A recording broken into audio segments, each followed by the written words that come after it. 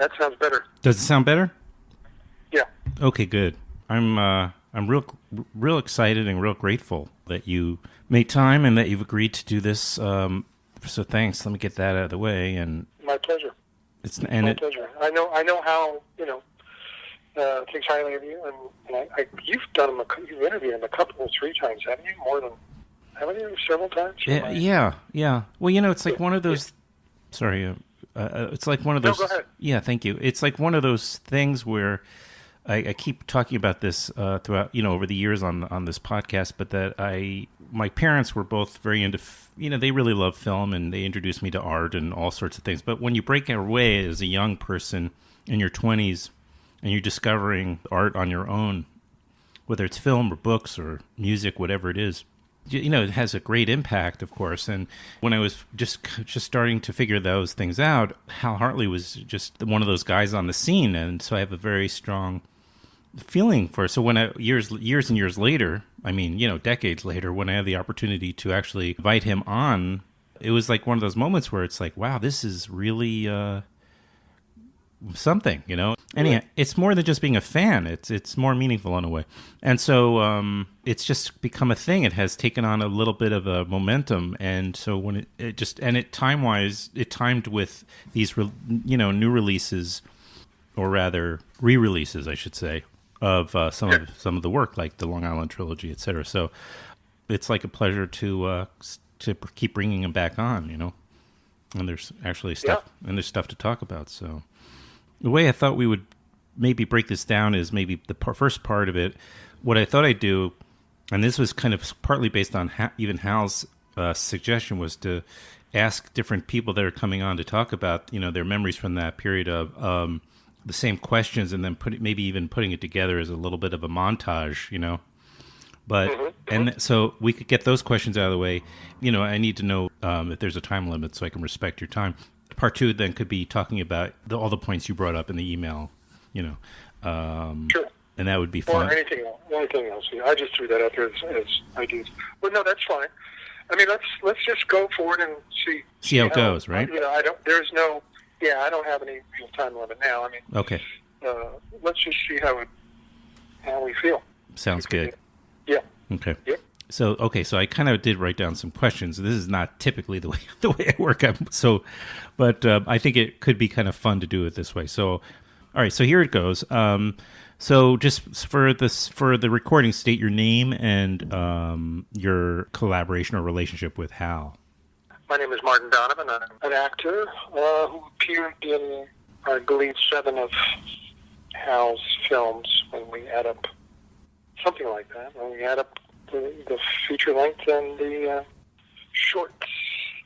Maybe actually 8 now that I think about Ned Rifle. I don't even know anymore. All but right. Yeah. When we're talking later, we can go with any of the stories from anything. But the Long Island Trilogy is, specifically... Yes, what we're focusing on right now. So I was performing in a theater company called Kugaracha, which was this wacky band of folks that came out of Bard and some Yaleys and non-elitists like myself, who had no such credentials, but who found myself working with these folks. At the time, they had been already together maybe a year or 2 before my wife and I joined the company, but by the specific time we're speaking of, by that time we had been given by a management, a woman who, for lack of a better term, an angel, who allowed us to work in this 10,000 square foot loft space, ground floor loft space in Tribeca, corner Lake in Greenwich, for free, for nothing. The building was in between. It was more or less derelict at the time. They were obviously they were just managing it, but it was before it was eventually converted into $1 condos, and I think there might be a restaurant. I don't know what's in the ground floor. Anyway, so we were working in this, and we were doing various kinds of. They weren't straight theatrical presentations. They were more. We had what we called it was like a cabaret. Mm-hmm. We had folding chairs and cheap tables that we had made or stolen, and we had a bar and we sold beers and wine or whatever. And we did these kind of pieces that were sort of, sort of a post-performance art. Some of them glorified skits, some of them more developed, different kinds of theatrical pieces. And one of the members of the company was Julia Mueller, was her name at the time. She brought, she had gotten cast in The Unbelievable Truth. And none of us knew anything about Hal Hartley. We didn't, he was an unknown person, and there was no, and he of course had come out of Purchase, so we had no mutual friends, and nobody in this company knew any of that circle.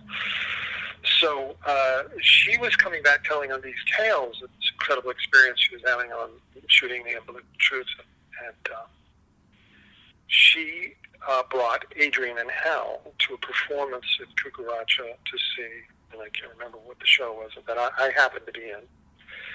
And after the show, she said, Hal said, you might be right for his next movie. And I'm pretty sure, this is my memory, maybe I've written this after the fact, but I'm pretty sure I said, that's great, I'll wait by the phone. So you can see I was already very bitter, even long before I had any reason to be bitter. But anyway, which only further proved his point. In what way? What do you mean? Oh, the character, that your demeanor. Oh, yeah. Mm-hmm. Yes, exactly. So, in fact, it was about a year later, if my memory serves, that he somehow got a hold of me, called, and asked me to come down and read for Trust, which turned out to be Trust.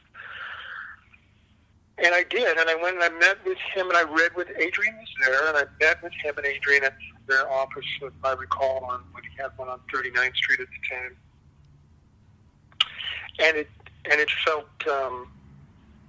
my memory of it was that it felt just like a glove, fitting. It just, it just felt kind of like, there are times when directors call or something, and out of the blue, if you're lucky enough to get those calls.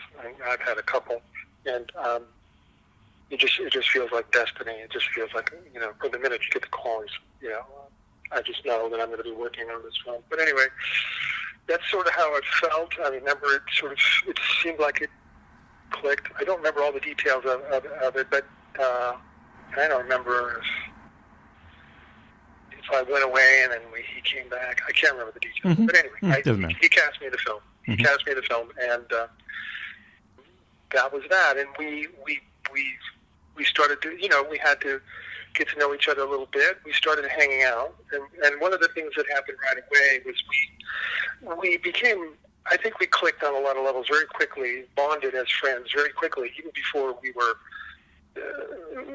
we shot the film. There was a rehearsal period, but I think even before that, we were hanging out in bars and having beers and discussing the world and getting to know each other. And we had similar. I came from the West Coast, suburban / white suburban Catholic background, and he came from a Lindenhurst version of that, also raised Catholic, although not as strict as I was. We had a lot of sort of, we shared a lot of sensibility based on that, and we got each other's jokes, and so we clicked on that level, and then we got into rehearsal period, and then we headed out to Long Island, and to ask as to whether or not I understood what he was doing of his style. At some point,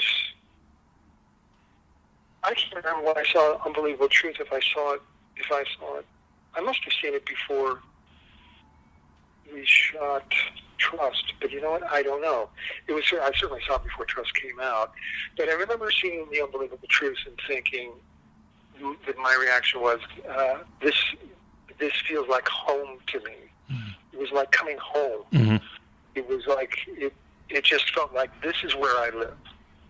Everything about this film, the sensibility, the sense of humor, the issues that he kind of was touching on, just felt like, I found a home. This is an artistic home for me.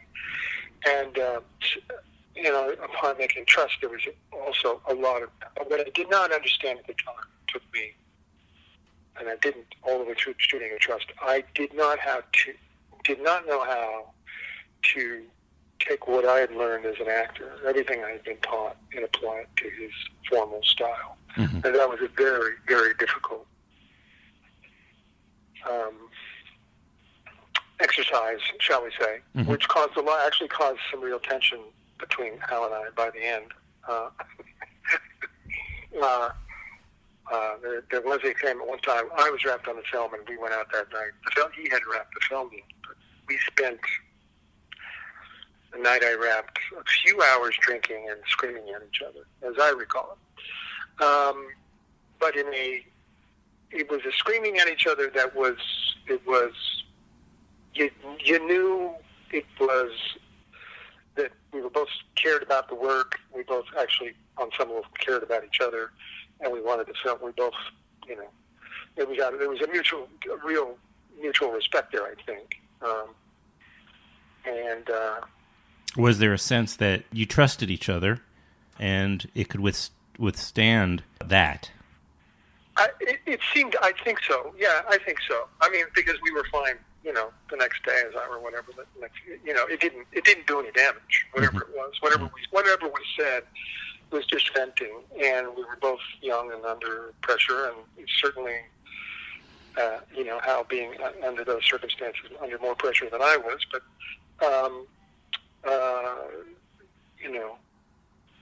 It was all good. It was all part of the process, and it had for me, and I'm sure I can't speak for Hal, but certainly, it had to do with my fear and my insecurity, and I was I just didn't know if I sucked in how bad I was, or I didn't know whether the film was going to work, and mm-hmm. and it was a lead role in the film. I wanted a co-lead of, it's really Adrian would be the lead of the film, but I was, I guess sort of the co-lead, and it was a big deal for me at the time, and for any actor. Mm-hmm. And so it meant a lot to me, and I wanted to be good, and I wanted to be good, and so then which sort of follows the questions you had, I think it premiered in Toronto.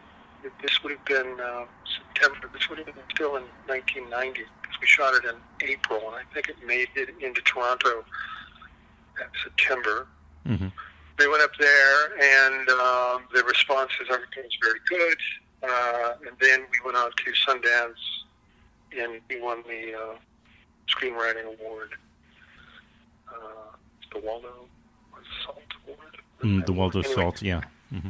Yeah, and again, there was really a great response, and then I started getting attention from Hollywood, and of course they were already all over Adrian, and that's a whole other discussion. We can talk about that. And then I guess the reviews in New York were good. If I remember, they were quite positive. But it didn't really occur to me. I mean, it was really the international sort of all the cities around the world that his films, those two, and then Simple Men began to, the impact they had in all those other places that it took me a few years to sort of realize, what was happening. And for instance, for Isabelle Huppert to write him a letter, if I have it correctly, she reached out to Hal saying she would love to do a film with him. This would have been, whenever that happened. Who was that? So, Isabelle Huppert. Oh my goodness, right, yeah. Of course. Mm-hmm. And so, I mean, you're beginning, it was this kind of strange thing. It was hard. It wasn't like Sex, Lies, and Videotape or something. You know, it wasn't this breakout movie that made $30 million. And it certainly wasn't something like, you know, or these other films, indie films that broke out and made huge, you know, with huge box office and that kind of recognition and success. It was this very solid, critical, and a fan base that developed around the world, but it was not, you know, it never broke out. So there was never. So from the actor's standpoint, in terms of a career, it had sort of strange. It didn't immediately translate into getting offered movies from Hollywood. I mean, that just didn't happen. Mm-hmm. So, on the other hand, you know, Jane Campion called my agent, said she wanted to meet me for After the Piano for Portrait of a Lady. So, you know what I mean? It was a strange. Right. It was just, and it still to this day is kind of and it remains that way today, because for as much as he has this global, and he has a global fan base, and I still, to this day, get jobs based on directors or producers who tell me that Hal Hartley is the reason they got into films. I mean, I meet people on sets today. Wow. I mean, they could be assistant directors or cameramen or grips or whatever. I mean, it's not every day, but it still happens that people will come up to me and say, "Hal, you know, those movies are why they had a huge impact." Yada yada yada. So it has to take, but it's a sort of niche, you know. I don't know how to describe it beyond that. Where am I now in this long? I don't know. I'm enjoying the just coasting along with you. Well, you mentioned you did mention Adrienne, and I wouldn't bring her up like just out of nothing, arbitrarily, because I just don't feel like it's appropriate. But if you, but because of the nature of your, although when she died, interestingly, my mom had been regularly bringing my niece, my sister's daughter, to her kindergarten. I can't remember the year exactly, but she was taking her to school, and she got to know, I guess, Adrienne's partner through these running into him every morning or every so often, right? And then this tragic thing happened, and I just remember very, very well, because my parents lived in the village at the time, and I just remember very, very, very well my mom being very, very, just very upset and distraught by that, you know, and what he and he would continue, of course, bringing the young child to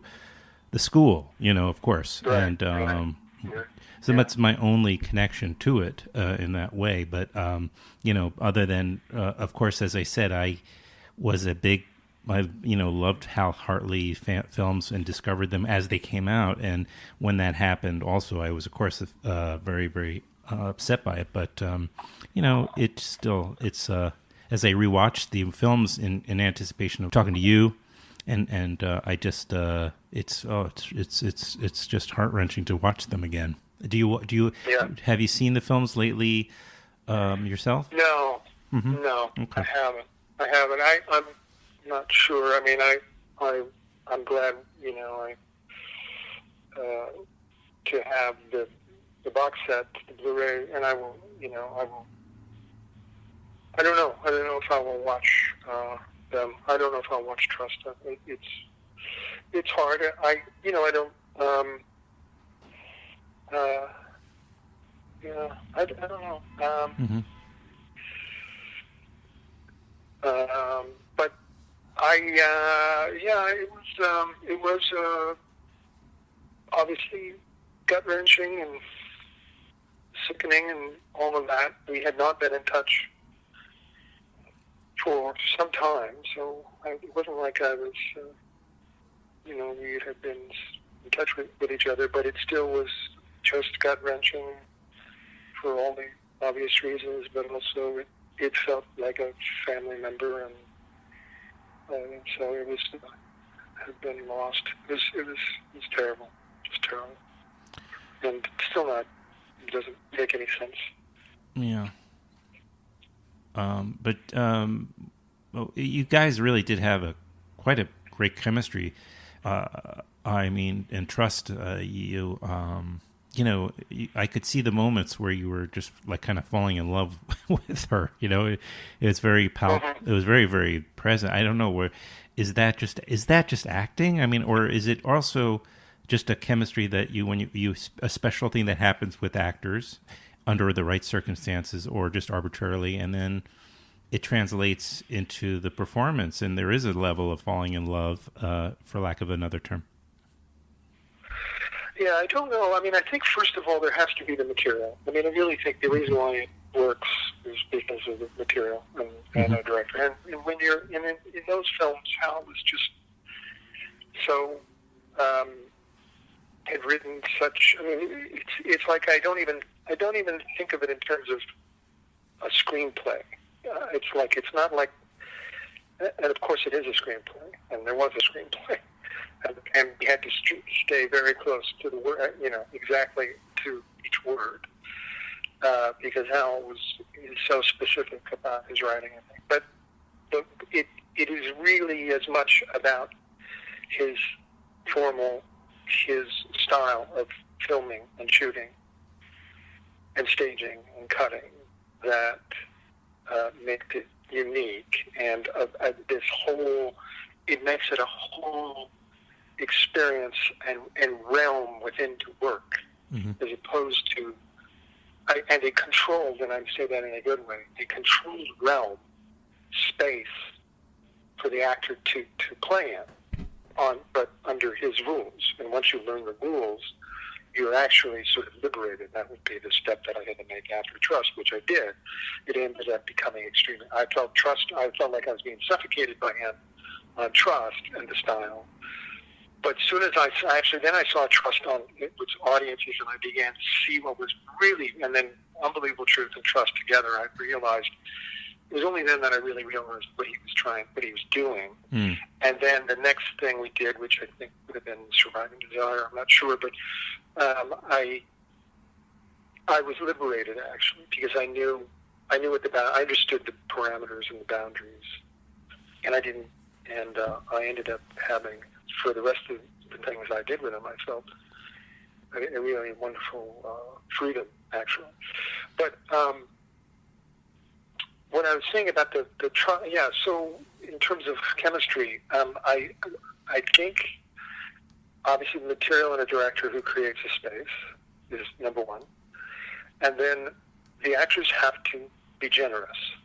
Both actors have to have some generosity going towards the other, and mutual support. And I think that's really all. I mean, if you're lucky enough to be in that situation and you feel safe to give that to someone else and they give it to you in return, then and you're present in the moment, then the script is, the audience is going to believe believe the actors, whatever is happening. Okay. So, So it is the acting. Whether or not the actors are actually falling in love, they may be.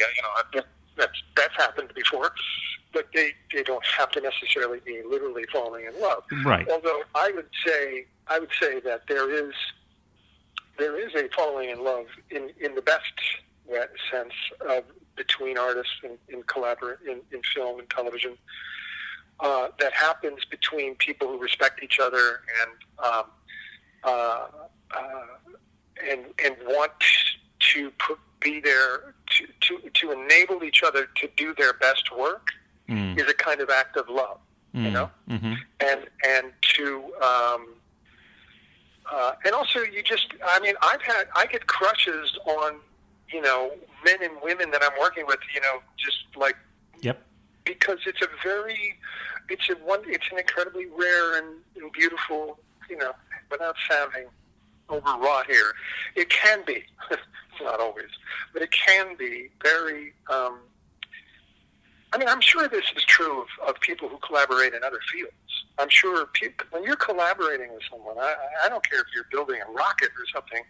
I think scientists or whatever, when you're working with another person and collaborating and trusting each other and helping each other and sparking up each other, that is highly, highly charged and can be a loving atmosphere, And so, yeah. Well, no, you make a good point. Although the rocket scientists I brought on the podcast have said they do not fall in love. So, just for the record, just so you, no love at all. Zero. Actually, they did fall in love. They just weren't aware of it. It's just because they're not in touch with their feelings. Oh, right. That makes a lot of sense. Okay. Right. And of course, as an actor, you have to be in touch with your feelings because it's all about conveying feelings. So it makes your theory holds water. We now can step out of this rigid kind of framework I've created in terms of the questions, which, I never do, but I think it came off real well. Now, that felt like 5 minutes to me, and I'm looking up here, and I've been talking for 30 minutes. See? Well, I told you this was going to... Yeah, but that's what happens. Time flies. It's very true. Anybody who wants to check out this film, for Collaborator, by the way, can do so by I think it's on Amazon, right? So I believe it is. Still. Yeah. I'm not, I haven't checked. I did check, so I'm being just sort of feeding you a line. But yeah, it's available. Okay. It's available on the very least of the various places where people will stream films. Amazon. It's definitely available on Amazon. And it's called Collaborator. And when did this all come about? And David Morse is another guy. It just shows that there's obviously you and I share some aesthetic, because this is a guy who, when I saw him on St. Elsewhere as a kid, I was looking at this guy and I'm like, I love this guy. I mean, he played such a sad sack on that show, of course, because he was a widower. But ever since then, I've followed him, and I've thought, I gotta meet this guy and talk to him. I don't know. But anyway, so but he's cast. Have you interviewed him? Have you? No. He just keeps. I just watched him on. I just kind of caught up a little bit with True Detective season 2, which is. I just decided to check it out, and he's on that. So he's and I just saw Collaborator, not long ago. So he's back on my radar, in my mind. Anyway, so how did that come about? And because you have a long, illustrious acting career, but this is one feature you've directed. Yeah, it was. It just took me 20 years to finally get around to writing and completing a screenplay. I see. I remember sending a draft to our friend and collaborator, Ted Hope, who had, of course, produced Trust and some of the other, and I met through Hal back in the day. And this would have been in 2005, and I remember sending the draft that I felt comfortable with. And he was the only producer I sent it to. I didn't know what, he was the first. Well, he's a good one. And he actually, sorry? Yeah, and he's a good one to do that with. Yeah, no, he's a nice person to, I was lucky to have access to somebody like him in his position. So he was taken by it, and to make a long story short, it was not easy getting it financed. And, but we did, Ted he kept at it while he was juggling gazillions of other things. And, to make a long story short, we were before the camera. We had some, we developed it. He had some notes, and there were more drafts and so forth. But we were shooting. We shot it in 2009.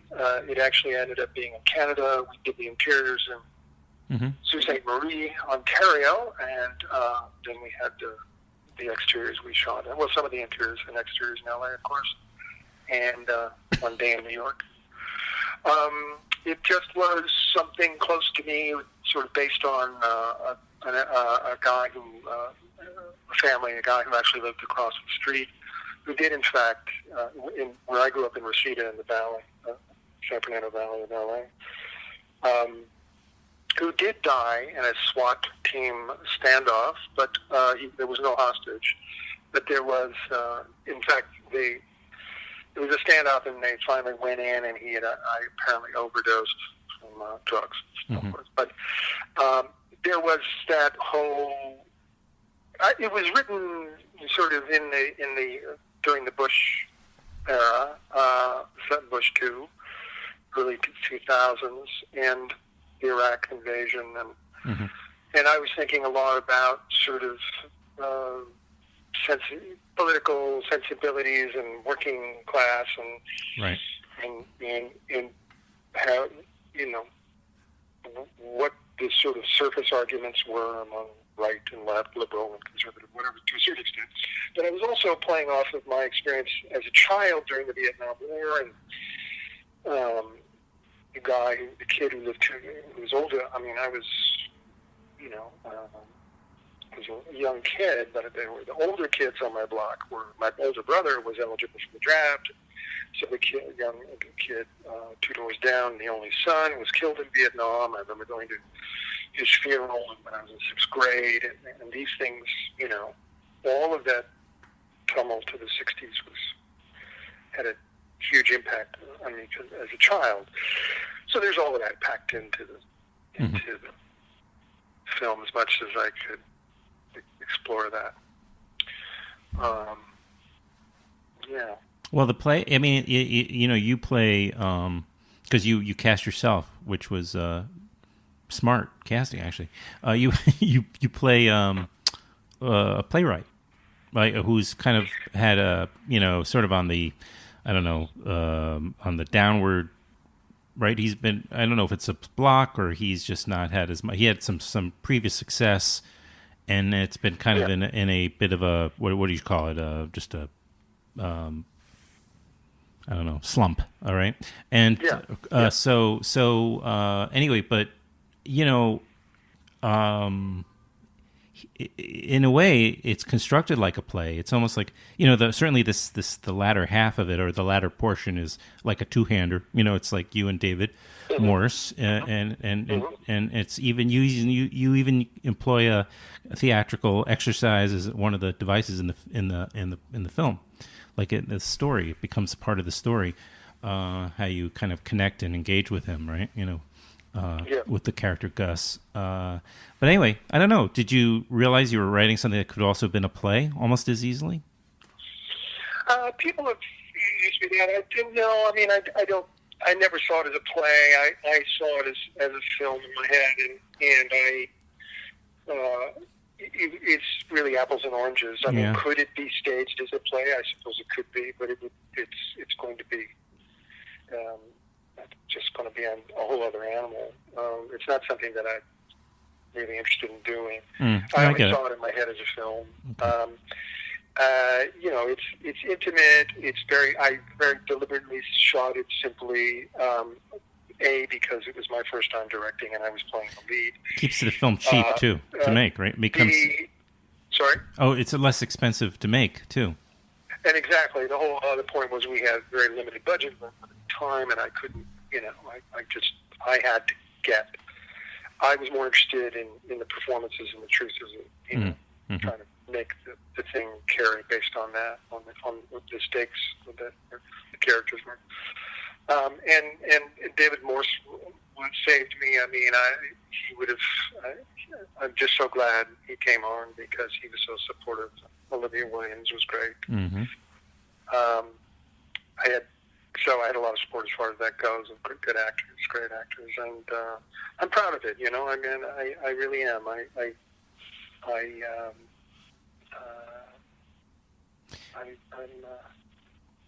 It's interesting how we almost touched on this a few minutes ago, but his character, he's a vet who at the same time is like a right winger, and we're dealing with that so much. I mean, of course, now the right has, without going to, of course, we could get totally immersed in this other conversation. But it just seems, it's just, you touched on something that has become this huge topic now, which is like, here's a guy kind of, grabs onto this sort of right-wing, anti-immigrant, anti-this and that, as part of a feeling neglected by, the world. And like, why isn't he a success? Why isn't he happy? Why isn't he, have power, That's what he should. He's supposed to have that, and man, has that been exploited by the right? This idea. So now it's just rampant in our culture where there, and so the right has sort of managed to being appealing to guys like us, and they're being screwed by the right at the same time. It's that's the base. Isn't that the base? Isn't he the base? Isn't he Trump's base? Is in a wrapped up in one guy? This was pre-Trump, but well, of course. I did see him as I wanted to. The first thing that David asked me when he called me when I offered him the role was, he said, my agents think, oh, he's another bad guy, he's a killer, you don't want to play another killer, and this was what his agents were telling him, and he asked me about the character, and I told him, look, I love Gus, I love him, he's not, I have real empathy for him. I see him as someone of a victim. Mm-hmm. What I was exploring, what I was interested in exploring, was sort of this non-educated, working class point of view that has its prejudices and its sort of trapped in this circle of violence because he was in prison and God knows what happened to him in there and all of that. And he comes out violent. And the quintessential liberal intellectual played the character that I play. Who we think of as more enlightened, educated, liberal, and whose hands have never gotten muddied, or right by. That's part of that. Right. Yeah. Right. And sort of pretense and the hypocrisy of that, mm-hmm. and what is the conversation that these two are going to have under very high pressure circumstances, and they have a history. They have some history between each other, and they have the brother who's always off stage. The older brother who's died is sort of what hangs over the whole thing. So, who both of them loved so very much, and there's sort of an argument about. And the brother died in Vietnam, so there is this tension, this ownership over the memory and what his brother represented, whether was his service honorable or not, or was his death in vain, or was it a sacrificing for his country? These topics that are constantly being beaten to death in America. So there's that, and. And then sort of, just coming to terms with all that and a kind of reconciliation over that. And both of them coming to terms with that death of the brother. Right. With the playwright, in the end, sort of, I see him as being a thief. He leaves with this new... Based on this experience, he's going to go off and write this brilliant play that's going to revive his career. Right. Yeah, you just see that in his. It's a great moment actually in the film. One of the best moments is just watching him. You're just watching you as the playwright. Run the machinations through his head. You could see it. You're like, whoa, that didn't take long. He's kind of figuring out how is he going to set this. This is a perfect story for the play. There was no waiting. There was no, it just came. People should check it out. It's called Collaborator. Again, I know it's on Amazon, so that's how I saw it. Now, You mentioned collaborating. Speaking of collaborator, you collaborated with Jane Campion. How was that experience? I mean, you've been really worked with some of the greatest filmmakers. As I could see, Paul Thomas Anderson, Christopher Nolan. Yep. I guess I didn't ask a question, did I? No. I don't know. Go Is ahead.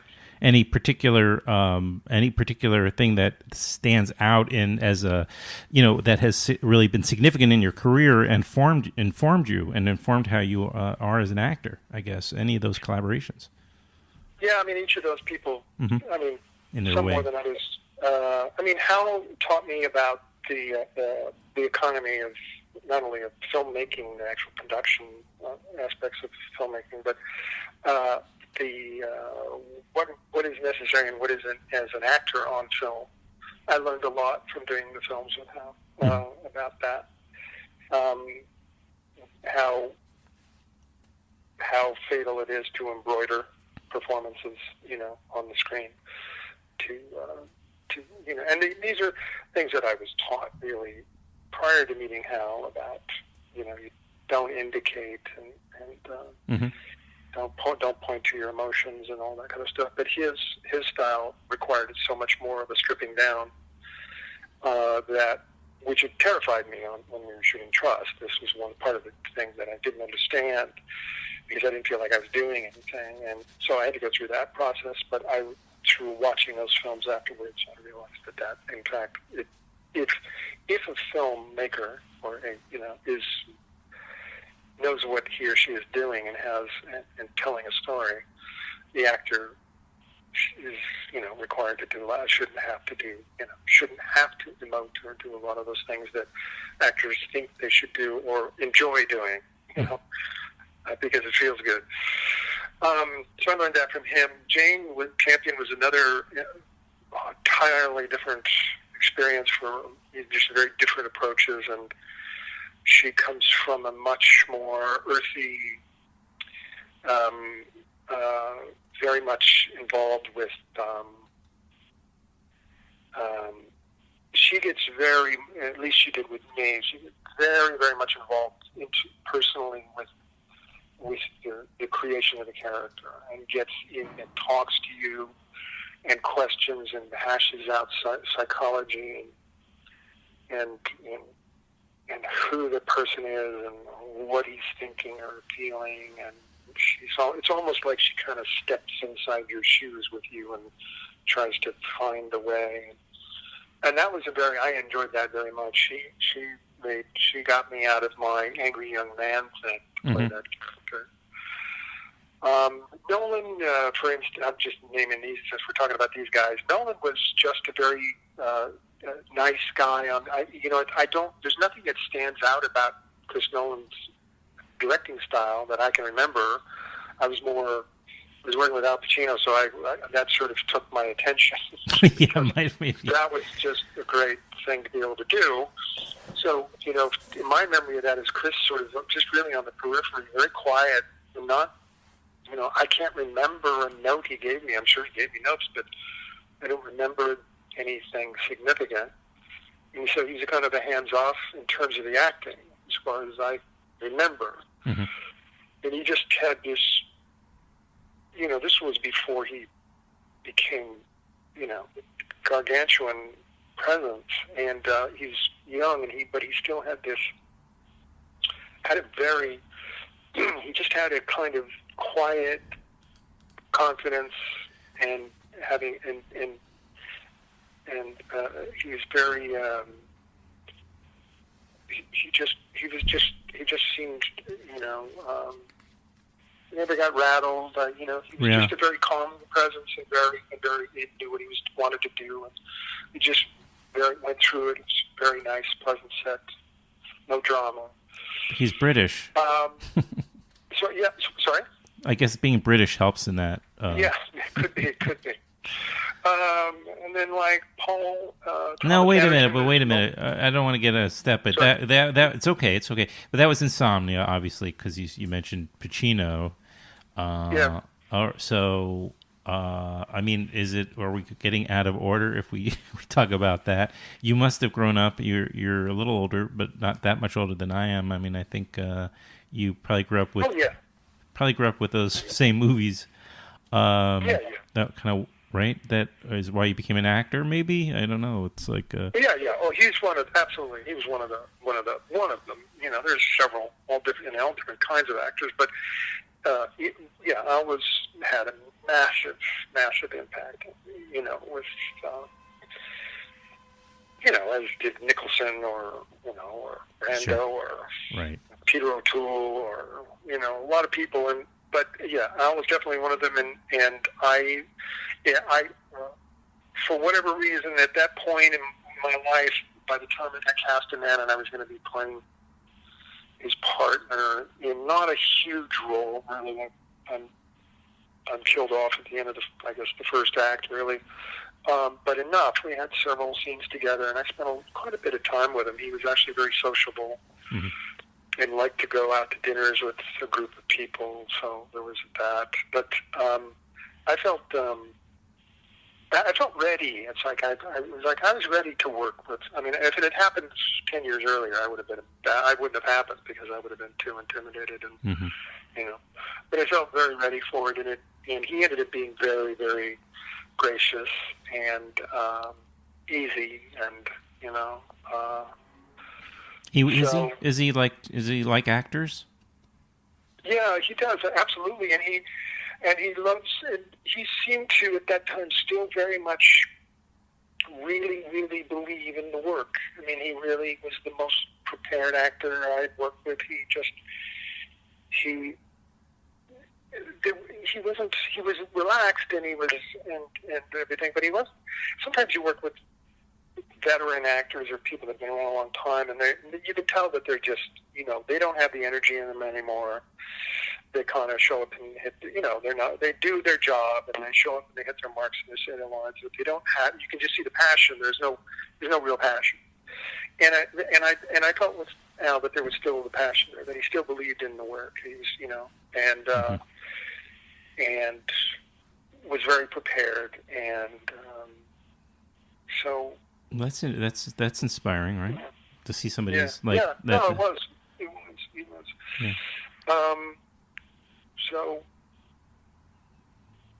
Yeah, but I mean, when it was over, I was one of those things where I couldn't. After I wrapped up, I realized. I mean, I went to say goodbye to him. I'd been wrapped, and I went to his trailer. I wanted to say goodbye and thank you, and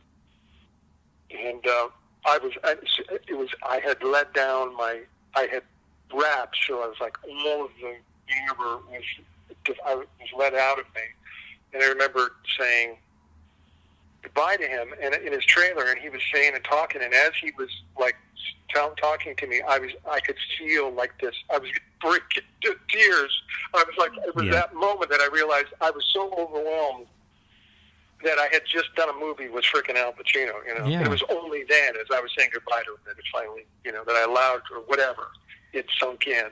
Mm-hmm. And I was like, I was going to embarrass myself. So I had to, okay, yeah. Really? I wanted to get the hell out. I wanted to get the hell out of there. I didn't want to embarrass myself in front of him.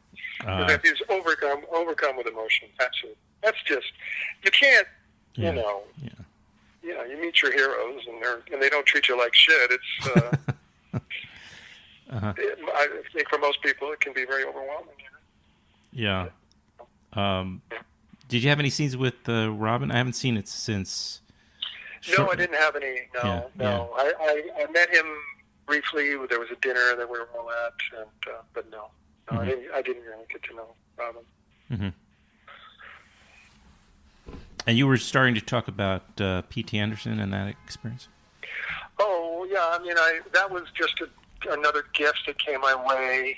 He just offered me this part, and it was like I don't know how many pages, just this scene with. This was Inherent Vice, right? Yeah, Inherent Vice with Joaquin, and due to something, we were supposed to shoot. There were supposed to be a couple of scenes shot that day, and because there was an issue with art department or something. They couldn't get the decor, the set the way they wanted it or whatever. We ended up having a whole day to shoot this one scene. And it was, I don't know, 6-7 pages. It was a long scene, but it was like a luxury of the whole day to shoot it. Mm-hmm. And again, then in that case, it was just a very small. There was nobody on the set. It was just very small crew, and Joaquin and myself and Paul, and very low key, very relaxed. He had the book with him. He had given me the night before a bunch of. They sent me literally like 7 o'clock the night before an extra paragraph or two of this monologue mm-hmm. for me to do the next day, and that rattled me a little bit. But then we got on the set, and then he had the book with him, and we would do some takes, and then he would look at the page or the monologue from the book, and he'd say, "Martin, why don't you say this?" Very loose. And Joaquin was again, there's that sort of generosity, Mm-hmm. That is really important, and it was a very enjoyable experience. Again, in this situation, there's no tangible things that one experiences on a set that says to you, "Oh, this is a brilliant director." This is a what director? It doesn't. What kind of director? There's no brilliant. I mean, you can't. Right. You can't spend any time on a set in that situation and know. He's a great director based on his films. You know that going in. From like the evidence of it, right? From the actual films. But I mean, when you're on set and he's directing, there's nothing. You can't identify what that is, right? By mm-hmm. watching him direct the scene, if that makes any sense. Yeah, no, it does. It does, right? It's really the films, the finished films. Well, and there's also because there's so many moving parts, and you're just one of those parts, right? I mean, is that right? Yeah. Makes sense. Yeah. Tell me about one other guy you mentioned to me. You said Christopher Walken. Everybody, of course, also. These guys like Pacino and Walken now are these icons, and they're larger than life. And I mean that particular Walken in particular has a mystique around him. I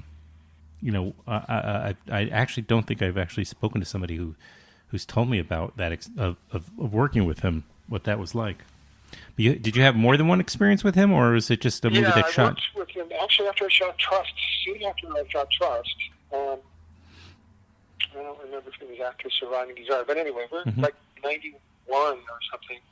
I got cast in this kind of a part that had me kind of working throughout the whole film, but it was not a very large part of this film for then Showtime, believe it or not. I can't believe Showtime's been around for 30 years, but or more. Yeah. Called Scam. That was the leads were Christopher Walken and Lorraine Bracco.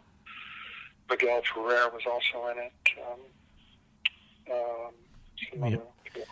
Miguel Ferrer. Miguel Ferrer, rest in peace. What a great actor. Oh yeah. Such a great actor, and so he was sort of under the radar. He was great. Whose son? He was Jose Ferrer's son. Yeah, mm-hmm. yeah. Mm-hmm. But he stands out as a really great actor too. Oh, absolutely. I think he's great. He was just a solid, really, really good actor, and he just didn't. I know he didn't ever. I mean, everybody knew he was. People in the business worked with him and stuff, but he never broke out. But what can you identify something that just intrigued you about him? Because since you brought him up in that way, I'm just curious. Well, he just had an integrity. He just had an honesty. He just had. I mean, in the work. Okay. He had a real presence and an honesty, and mm-hmm. and he had a lot of soul and kind of grit about him. And he's a funny guy. I don't know all of his work that well. I don't know if he ever did kind of comedic roles or not, but he's a very funny guy. Oh yeah. Also generous, another one of those guys that was very generous. And he grew up in Hollywood as Hollywood royalty, so he could have been an ass. A big douche. Yeah, right. He wasn't. He was a lovely guy. So yeah. So anyway, we shot that down in Miami and Jamaica, and it was quite an experience. I had a couple of scenes with Chris that it was gangsters and heist and whatever, and Jamaican gangsters and American gangsters, and at one point we were on a yacht, and I'm with one of the bad guys. I'm the accountant, playing the accountant of some group of bad guys, and we've Daniel Von Bargen was the main baddie, another New York actor, and I'm taking a look. They were keel hauling Chris. They'd captured Chris, and now they're going to keel haul him on the yacht, which they didn't. They said keel haul, but that's not what they did. They just dragged him behind the boat for a while. And then there was that time in Jamaica where when in Rome there was some shall we say, herbs smoked, and I nearly had a nervous breakdown. And yeah, I was at that time at my age, I was very much walking, maybe even at that time anyway, I was absolutely nervous and terrified to meet Chris Roeg and be in the movie with him. And so the whole time on that film, whenever he was around, I was just full on starstruck. I just couldn't really function very well or say much, So it was interesting to now, 28 years later, I just did another movie with him. I play a cameo role in a movie called Percy. It was called Percy versus Monsanto. I think they're now going with Percy. Yeah. The title is Percy. Yeah. That is new. Playing, yeah. Sorry. Yeah, and that is very new movie. It's not out yet. Yeah. Mm-hmm. No, yeah, we just shot it, and Christina Ricci's in it, who I worked with 20 years ago on the opposite of sex. I haven't seen her in 20 years. And he plays this farmer that Monsanto goes after for copyright infringement. It's based on an actual case, and I play really a cameo role as a Monsanto attorney. But needless to say, I was not in the state of starstruck awe this time around. So it was nice to be able to just. Did he remember you? No, I didn't, and I didn't expect him to. I went up to him and I said, Chris, you won't remember me. We worked on a movie in Miami and Jamaica called Scam. He goes, oh, yeah, Scam, yeah. I remember it well, actually. Yeah. No, actually, I don't. I don't. Oh, I'm sorry, I'm out of my league. I didn't really. No, we can't go there. We can't do that. No, it wouldn't be right. But so he also indulged, though, is what you're saying. Well, you were in Jamaica. I mean, it's like going to wine country in France and not drinking red wine. Yeah, that's kind of de rigueur. Yeah, right. It's de rigueur. I mean, it's. But what I encountered ended up being something beyond. I had no idea. Right. How strong? I had a bad night. Let me just say that. Yeah. And probably morning after is my guess. Yeah, it was all a blur. Pretty awful. But I gotta I don't know what to tell you about Chris other than probably what you've there's nothing I can add to all the other to the legend. To the legend. I do know that when I was working with him this time, he there were a few moments I'm cross-examining him on the stand, and there's just those moments where he sort of comes to life and is doing, shall we say, that unique Chris thing that just is just like no one else. But it's also you find there are these moments where it just feels honest, and it kind of just takes your breath away. It still does, I mean, there's just no one that approaches the work like him. It's a very, very unique persona and approach and attitude, and it's very hard. It's almost impossible not to watch him. the last person I wanted to ask you about, and then I'm going to liberate you because your sport is just somebody who I think you probably met on I'm guessing on the set of The Portrait of a Lady, which we talked about. That's Jane Campion's film that you did, which has an incredible cast, by the way. Nicole Kidman and John Malkovich and Barbara Hershey, Shelley Winters, and somebody who was recently on my podcast, Richard E. Grant, who I was thrilled to talk. Oh, yeah. Thrilled to talk. I mean, that's not even half. John Gielgud. And Gielgud. John Gielgud. So I buried the lead on that one. Holy crap. Gielgud played my dad, and Shelley Winters played Mom. Now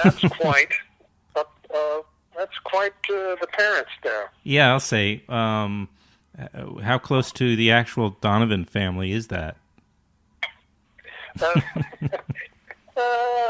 might have been a little Shelley and my mom.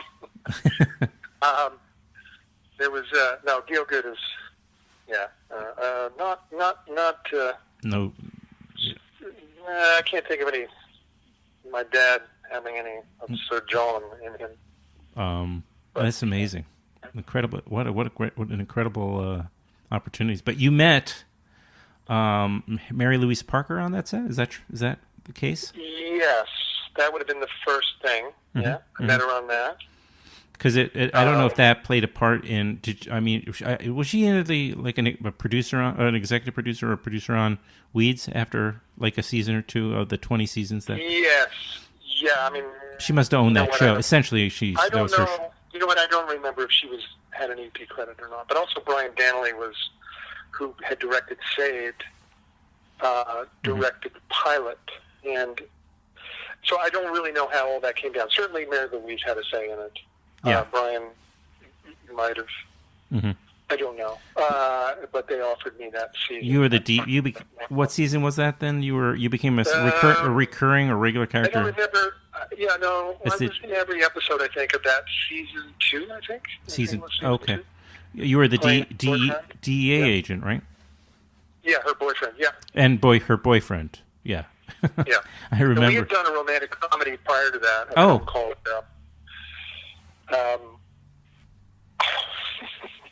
My brain just died. That's okay. I can. What I'll do is I'll find it. Pipe Dream. It's called Pipe Dream. Oh, I haven't seen that. And that was a sort of a romantic comedy between us there, and then Weeds. Yeah, and then we did Saved. She and I were a romantic item in Saved as well. Is this just a series of just coincidences, or do you kind of have the same agent? I mean, I think she definitely had a say in Weeds. Right. Well, after all those collaborations, she obviously dug you. I mean, did you guys share a representation or something, or anything like that? No. We just, she's, I'm just, we love working. I love working with her, and I guess she likes working with me. She definitely had a say in Weeds, and I enjoyed. I really believe I put Mary Louise probably at like the top of the best actress, man or woman that I've worked with. She is just an extraordinarily brilliant actress. She and to be able to work off of her is so. I mean, you just do not know what's going to happen next in the best possible way. Right. She is so present, and her choices are so interesting. I remember seeing her in a play in New York some time ago called like How I Learned to Drive or something like that. I don't know if you remember that. Remember that? That's with David Morse. That's what I thought. I was starting to think they were in it together, right? He plays her dad. Yeah, and as a matter of fact, when I was writing, I was developing the script and working on Weeds, and I asked her, and I had David Morse in mind from the very beginning, and I asked her about him because I knew she'd worked with him, and she said, "He's a genius. You have to cast him. She was absolutely adamant that I cast him." Mm-hmm.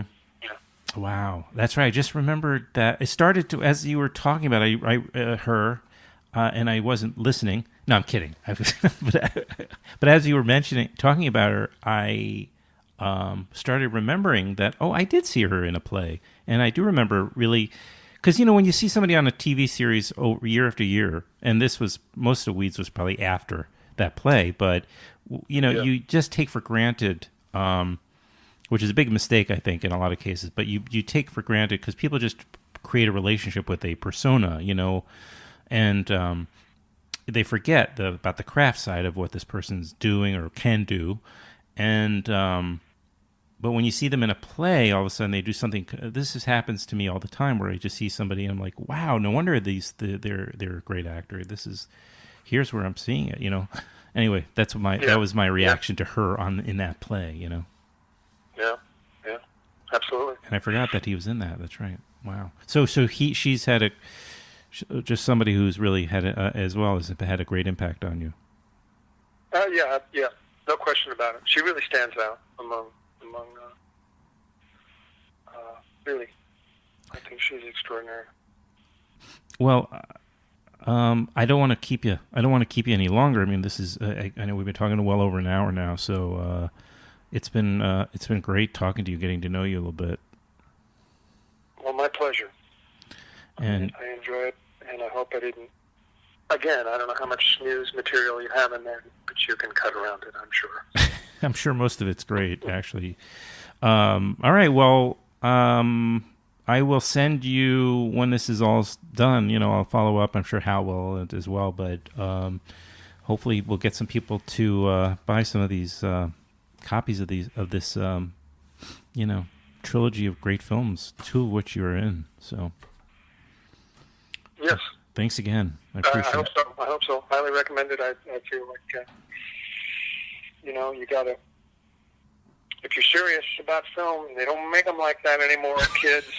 That's right. You should get that box set for sure, because I think it's a rejuvenating experience. Yeah. I really do. They're more than, they are very watchable. I just watched all three again after a while, and they are very watchable.